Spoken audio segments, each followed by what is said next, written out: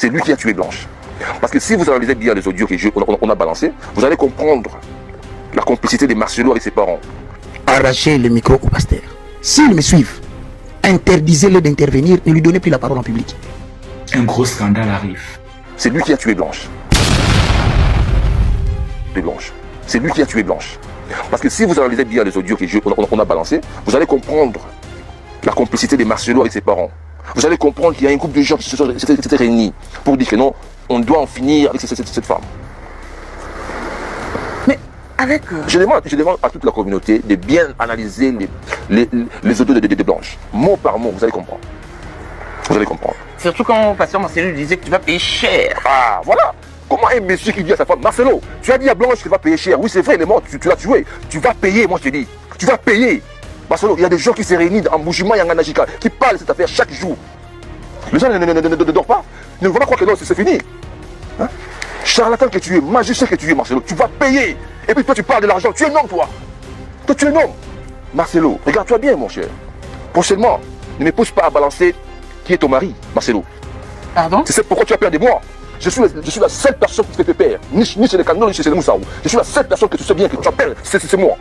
L'incorruptible. Je n'ai pas bien capté. Je dis bien et je le répète. Marcelo, prochainement, je vais faire balancer ton mari dans les réseaux. Pardon?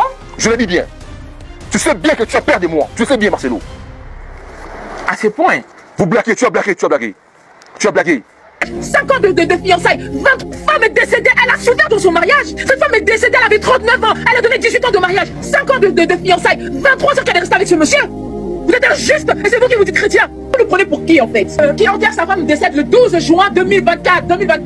Il enterre à Kinshasa le 17 juin 2024. Ça, même en Europe, c'est pas possible.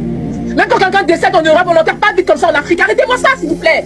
La femme est décédée le 12, il a enterré le 17, ça n'attire personne, ça fait peur à personne, personne se dit mais ah cette femme elle a été enterrée trop tôt.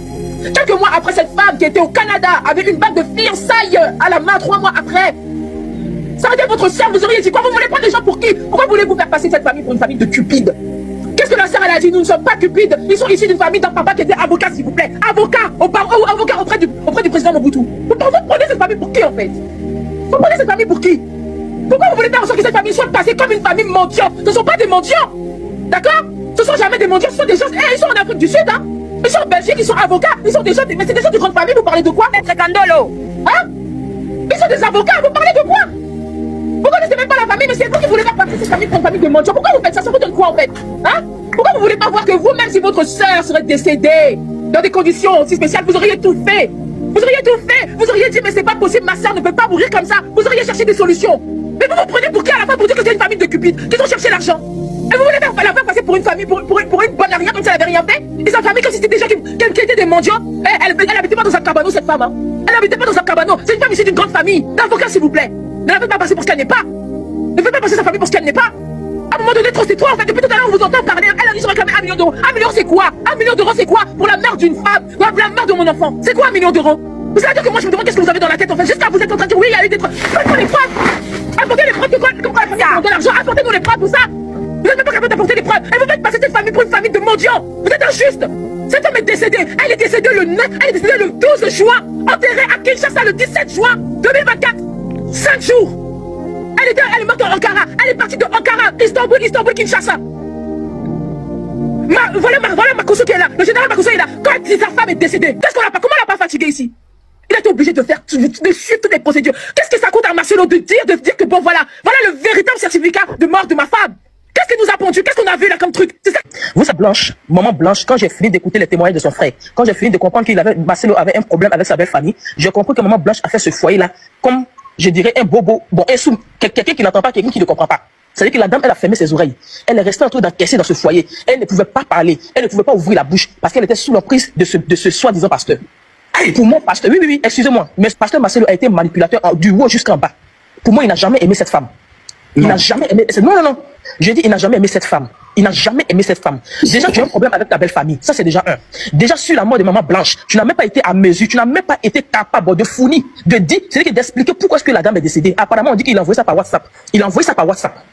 Déjà, la belle famille te reproche. La dame décède en 13 mois. En moins d'1 an, tu te remaries.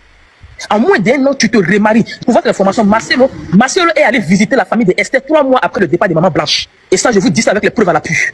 Il a visité la famille de cette Kisa-là, de cette Esther-là, 3 mois après le départ de Maman Blanche. Est-ce que c'est un crime? Où sont les preuves? Ah, est-ce que c'est un crime de faire ça? Cette femme est décédée, elle a souffert dans son mariage. Cette femme est décédée, elle avait 39 ans. Elle a donné 18 ans de mariage, 5 ans de fiançailles, 23 ans. Je connais un corps qui va disparaître de sa tombe, de son cercueil. Quand on va ouvrir ce cercueil, il n'y aura aucun corps dedans. Si vous voulez, je prends les paris avec vous. Votre montant, c'est mon montant.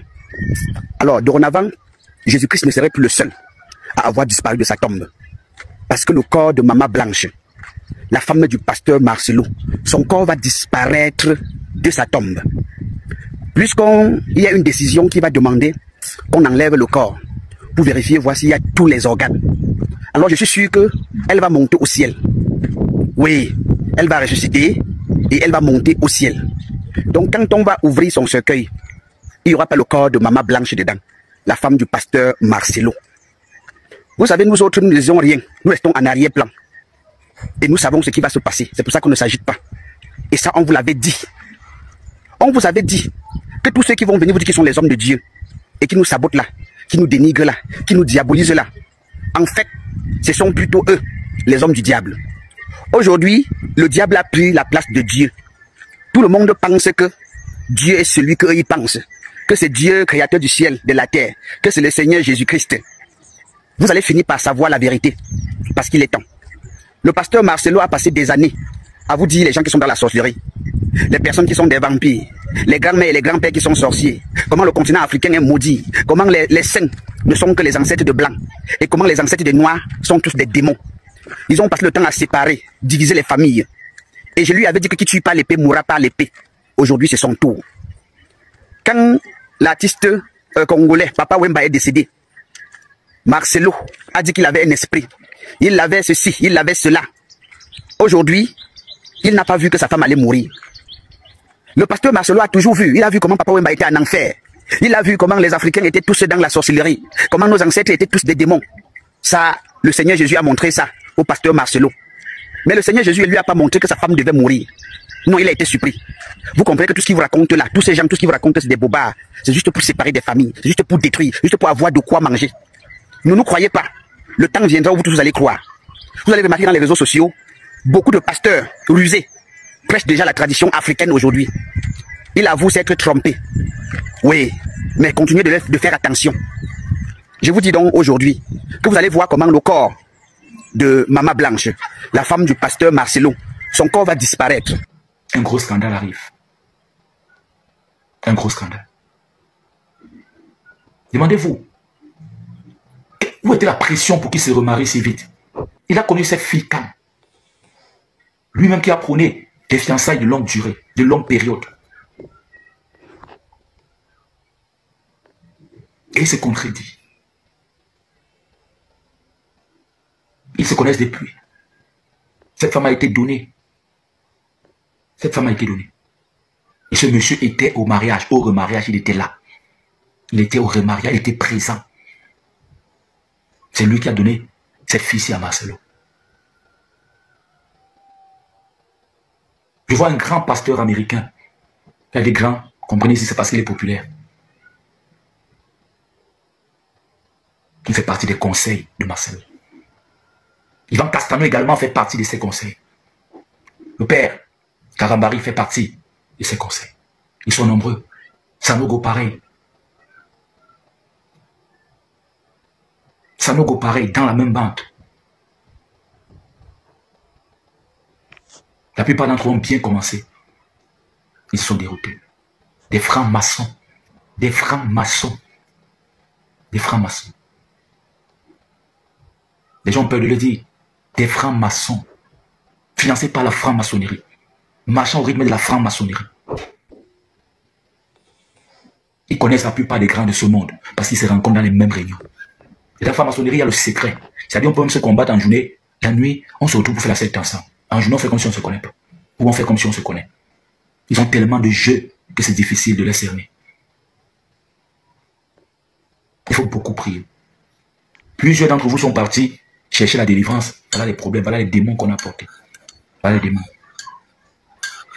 Marcelo n'a pas le don pour prier, les gens guérissent. C'est un pasteur. Il a voulu activer ça un temps. Oui, il a voulu activer, il a commencé. Je prie, les malades sont guéris, tout ça, pour que sa réputation soit plus grande. Parce qu'il a un rêve, être le plus grand homme de Dieu de l'histoire chrétienne de la francophonie. C'est ce rêve qui a brisé son chemin. Et pour ça, il fallait aller à gauche, à droite. Voir ceux qui, aux États-Unis déjà, ont fait comme lui, voir telle personne. Et il est arrivé là-bas, on lui a envoyé vers quelqu'un qui est encore à côté, qui n'a pas un ministère si grand comme pour lui, mais qui représente ces grands-là.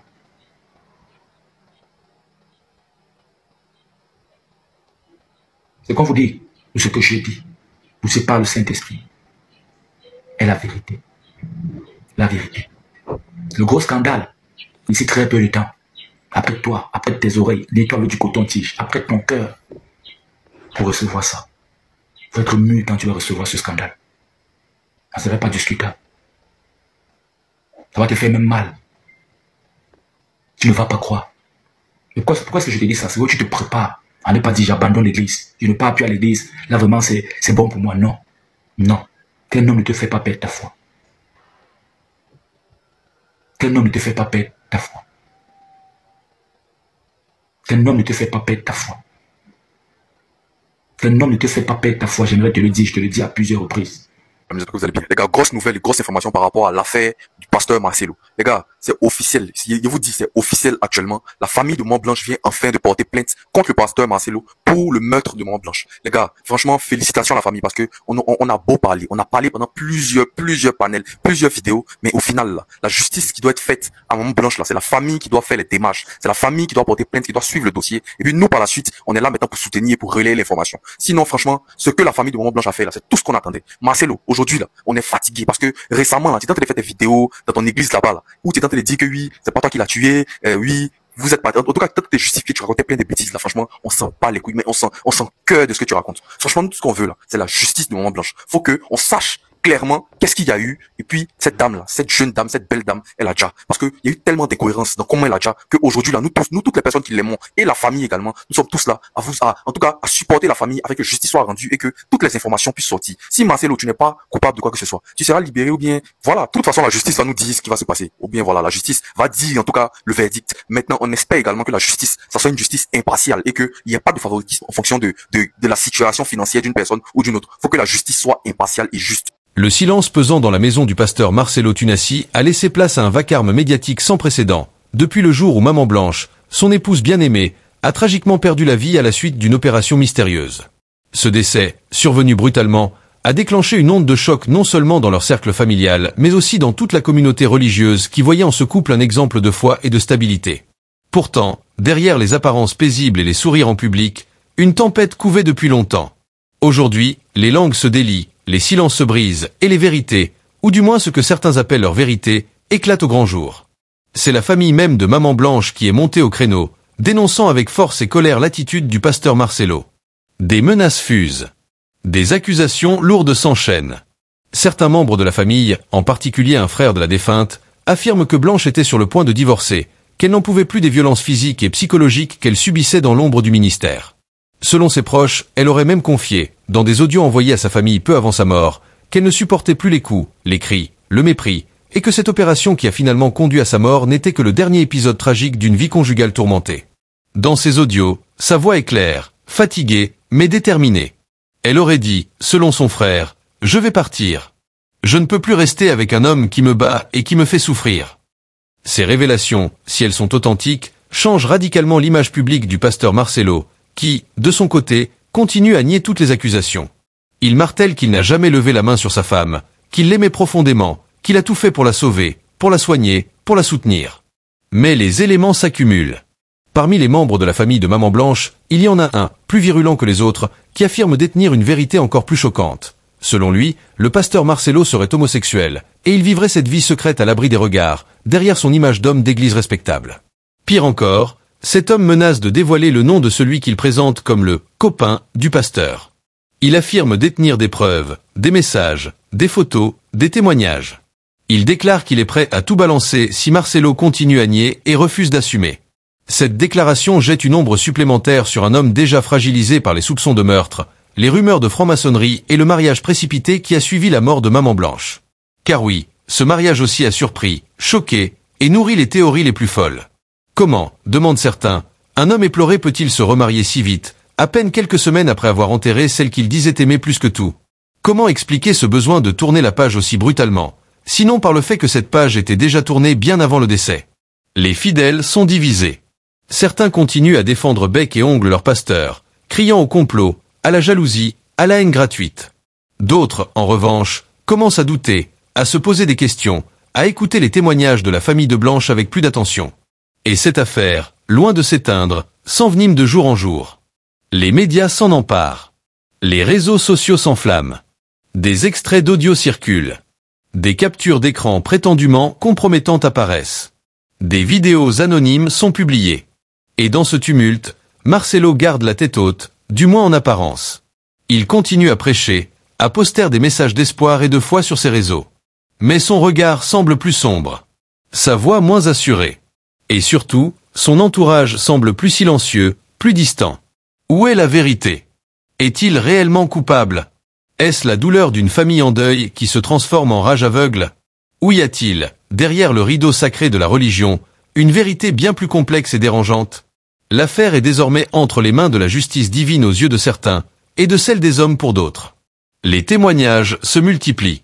Une femme affirme que Blanche lui aurait confié que Marcelo avait des comportements très violents lors de disputes. Un autre proche dit que Blanche pleurait souvent au téléphone, et qu'elle se sentait piégée dans une relation toxique mais qu'elle n'osait pas quitter, par peur du scandale et des représailles. Mais tout cela reste difficile à vérifier. Aucun document officiel ne vient pour l'instant confirmer ou infirmer les dires de la famille. Toutefois, cette affaire prend une tournure de plus en plus publique, et le camp de ceux qui exigent une enquête sérieuse, indépendante et complète grandit chaque jour. Il ne s'agit plus seulement d'une querelle familiale, mais d'un enjeu moral, spirituel et social.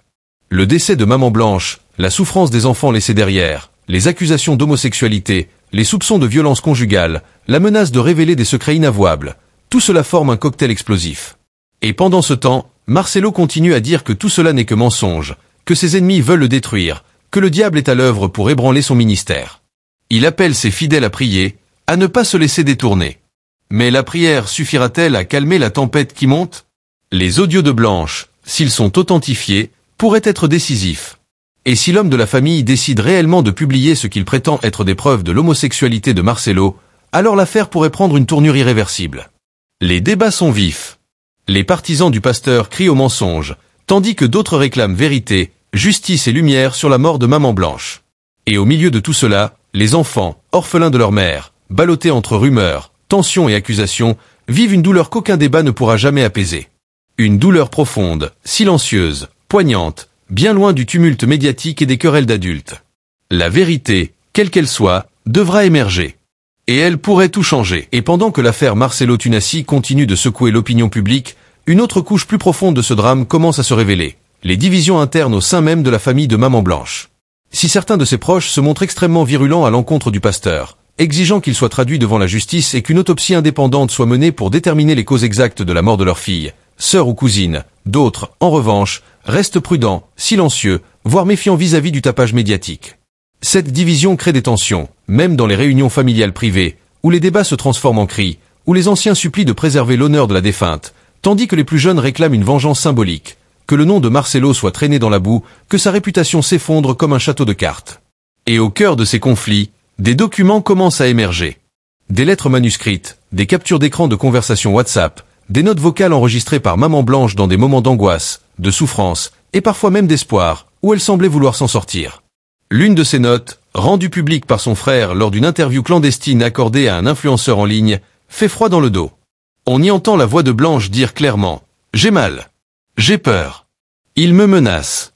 Si un jour il m'arrive quelque chose, dites-leur que ce n'était pas un accident. » Cette simple phrase a fait le tour des réseaux sociaux, provoquant un raz-de-marée de réactions. Certains y voient une preuve irréfutable d'un féminicide prémédité, d'autres dénoncent une manipulation émotionnelle, soulignant que la voix pourrait être modifiée ou sortie de son contexte. Dans cette ambiance lourde de soupçons, plusieurs anciens membres de l'église dirigée par le pasteur Marcelo Tunasi prennent aussi la parole. Des témoignages anonymes affluents, certains évoquant un climat de peur, de domination psychologique et de favoritisme à l'intérieur de l'Église. Une ancienne fidèle, dans un long message publié sur Facebook, raconte que Marcelo contrôlait tous les aspects de la vie de sa femme, jusqu'au moindre détail de sa tenue vestimentaire et de ses interactions sociales. Selon elle, Blanche n'avait pas le droit de sortir seule, ni de s'exprimer librement lors des assemblées. Elle aurait même été interdite de prendre la parole dans certaines réunions pastorales, malgré son rôle central dans le ministère. Ces récits dessinent peu à peu le portrait d'un couple bien plus complexe que ce que l'on croyait. Un couple marqué par le silence, les secrets, et surtout, un déséquilibre de pouvoir permanent. Marcelo, de son côté, continue de nier, rejetant en bloc toutes les accusations. Dans une vidéo diffusée en direct sur ses réseaux sociaux, il est apparu, la Bible à la main, visiblement ému, les larmes aux yeux, priant pour que Dieu le lave de toute accusation mensongère. Il a déclaré « Ceux qui m'accusent ne connaissent pas mon cœur. Blanche était mon épouse, ma reine, mon soutien. Je n'aurais jamais pu lui faire du mal. » Mais cette déclaration, loin d'apaiser les tensions, a été perçue par beaucoup comme une manœuvre stratégique pour récupérer l'opinion. Plusieurs internautes ont même analysé cette vidéo, image par image, pour y détecter des signes de mensonge ou de manipulation émotionnelle. Certains experts en langage corporel ont été sollicités pour commenter ses gestes, sa posture, sa diction. Et le verdict est divisé. Pendant ce temps, une rumeur persistante enfle. Le fameux membre de la famille qui accuse Marcelo d'homosexualité aurait en sa possession un enregistrement vidéo montrant le pasteur en situation compromettante avec un autre homme. Bien que cette vidéo ne soit pas encore rendue publique, la seule idée de son existence agite toute la sphère religieuse du pays. Des pasteurs concurrents, jusque-là silencieux, sortent de l'ombre, certains pour prendre la défense de Marcelo, d'autres pour réclamer qu'il quitte le ministère en attendant que toute la lumière soit faite. Une lettre collective signée par plus de 50 responsables d'église demande officiellement une suspension temporaire de ses fonctions pastorales. Cette pression institutionnelle vient ajouter au poids déjà écrasant des accusations publiques. Mais Marcelo résiste, soutenu par un noyau dur de fidèles, convaincu que leur pasteur est la cible d'une cabale orchestrée par des ennemis spirituels et politiques. Car oui, certains pensent que cette affaire dépasse le simple cadre conjugal. Ils affirment que Marcelo dérangeait, qu'il prêchait une vérité trop dérangeante pour les puissants, et qu'on a voulu l'abattre. Dans cette vision, la mort de Blanche serait soit une manipulation diabolique, soit une coïncidence tragique exploitée par les ennemis du pasteur. Mais les faits sont têtus. Et chaque jour, de nouveaux éléments s'ajoutent au dossier informel que constitue l'opinion publique. Une autre voix vient se mêler à ce concert de révélations, celle d'une ancienne assistante de Maman Blanche, qui affirme avoir été témoin de scènes de violence entre le couple pastoral. Elle raconte, les larmes aux yeux, qu'elle a vu Blanche blessée, avec des ecchymoses au visage, et qu'à chaque fois, cette dernière inventait une excuse, une chute, une maladresse. L'assistante dit avoir gardé le silence par loyauté, mais que la mort de Blanche l'a poussée à parler. Et son témoignage, bien que non officiel, résonne profondément dans une société de plus en plus sensibilisée aux violences conjugales. Les organisations de défense des droits des femmes s'en emparent, organisent des marches, des veillées, exigent justice pour Maman Blanche. Cette mobilisation ajoute une dimension sociale au drame, et place Marcelo Tunasi dans une position encore plus délicate. Malgré tout cela, aucune plainte formelle n'a encore été déposée. La justice ne s'est pas encore saisie du dossier, en partie à cause de l'absence de preuves matérielles suffisantes, et aussi à cause de la puissance d'influence de Marcelo. Mais la pression populaire monte. Et dans les coulisses, certains avocats commencent à préparer des dossiers.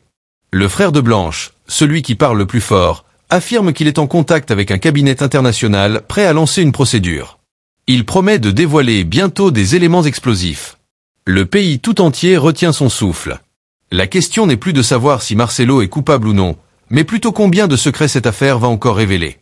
Et alors que les accusations continuent de s'empiler autour de la personne du pasteur Marcelo Tunasi, une nouvelle fracture s'ouvre, celle entre l'image publique du leader spirituel et les révélations privées sur sa vie conjugale. Les fidèles commencent à se diviser encore plus profondément. Dans certaines églises satellites de son ministère, des pasteurs associés décident de suspendre temporairement les cultes, affirmant qu'ils ne peuvent plus prêcher sous le nom de Marcelo tant que la lumière n'est pas faite. D'autres continuent les rassemblements comme si de rien n'était, allant jusqu'à organiser des veillées de prière pour la restauration de l'homme de Dieu injustement attaqué. Entre les deux camps, une masse silencieuse, ceux qui doutent, mais qui n'osent pas parler. Ceux qui ont vu des choses mais ont peur. Ceux qui soupçonnent, mais qui hésitent à perdre leur communauté, leur famille spirituelle. L'affaire Tunasi est devenue un séisme spirituel et social, fissurant non seulement une famille, mais aussi un réseau religieux puissant, influent et profondément enracinés dans la vie de milliers de personnes. Mais l'un des éléments les plus explosifs reste encore en attente, cette fameuse vidéo que le membre de la famille de Maman Blanche affirme posséder. Les rumeurs vont bon train. Certains disent qu'il s'agit d'une conversation intime entre Marcelo et un autre homme, d'autres parlent d'un enregistrement vidéo dans un hôtel, d'autres encore assurent que ce n'est qu'un montage, un chantage destiné à faire pression sur lui pour qu'il quitte définitivement le ministère. Ce qui est certain, c'est que cette personne affirme avoir donné un ultimatum. Si Marcelo ne se retire pas, s'il continue de nier, alors la vidéo sera publiée. Cette menace a jeté une tension extrême dans les sphères proches du pasteur. Ses conseillers, ses proches collaborateurs, ses responsables de communication, tous sont mobilisés pour anticiper, contrer, démentir, contenir. Mais le malaise est visible. Même dans ses dernières apparitions publiques, Marcelo semble plus crispé. Sa voix tremble légèrement, ses yeux évitent parfois la caméra, son langage corporel trahit une pression intérieure énorme. Ce qui n'était au départ qu'un drame familial devient une crise publique totale. Et pendant ce temps, les enfants de Maman Blanche, restés dans l'ombre, souffrent en silence. Âgés de quelques années à peine pour les plus jeunes, et d'un peu plus d'une dizaine d'années pour les aînés, ils sont aujourd'hui au centre d'une tempête qu'ils ne comprennent peut-être pas encore.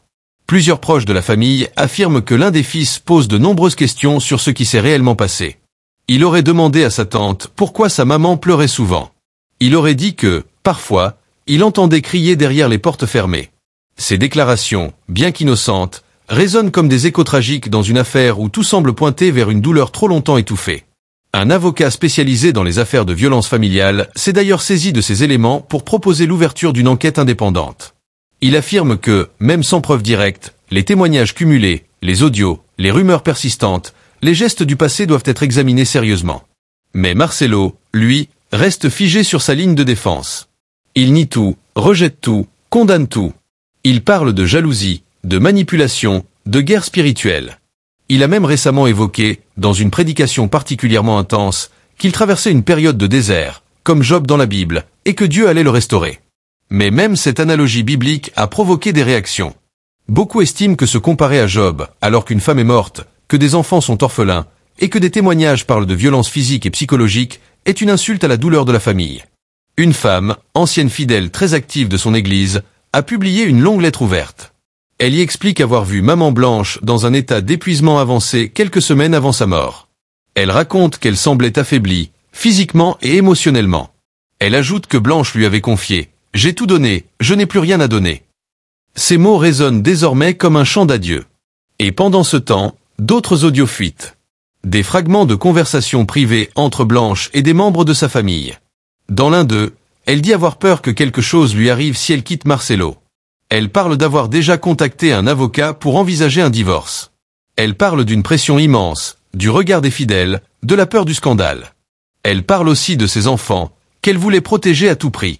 Tous ces éléments dessinent un tableau sombre, douloureux, complexe. Un tableau où se mêlent foi, peur, silence, violence, amour, trahison, et surtout, beaucoup de non-dits. Le ministère de Marcelo, autrefois respecté dans tout le pays, est désormais entaché d'un doute que rien ne semble pouvoir effacer. Même les plus fidèles commencent à se poser des questions. Certains quittent discrètement les bancs de l'église. D'autres suppriment leurs publications en lien avec lui sur les réseaux sociaux. L'un des musiciens du groupe de louanges a même quitté le pays, affirmant qu'il ne voulait pas être associé à ce scandale. Et dans cette atmosphère délétère, la pression monte sur les autorités. Pourquoi aucune enquête officielle n'a encore été ouverte? Pourquoi les témoignages, les audios, les menaces de vidéos ne suffisent-ils pas à alerter la justice? Certains parlent d'influence, d'argent, de réseau. D'autres croient que la vérité sortira tôt ou tard, peu importe la force du mur qu'on essaie d'ériger pour la contenir. Et pendant ce temps, le corps de Maman Blanche repose, silencieux, quelque part dans un cimetière, pendant que les vivants se déchirent sur ce qui s'est réellement passé. Ce qui aurait pu être une simple tragédie privée est devenu un miroir tendu à toute une société. Que faisons-nous quand ceux que nous vénérons tombent sous le poids de soupçons aussi graves? Jusqu'où va notre fidélité? Qu'est-ce que nous sommes prêts à ignorer pour protéger une image, un nom, une réputation? Et surtout, qui dit la vérité?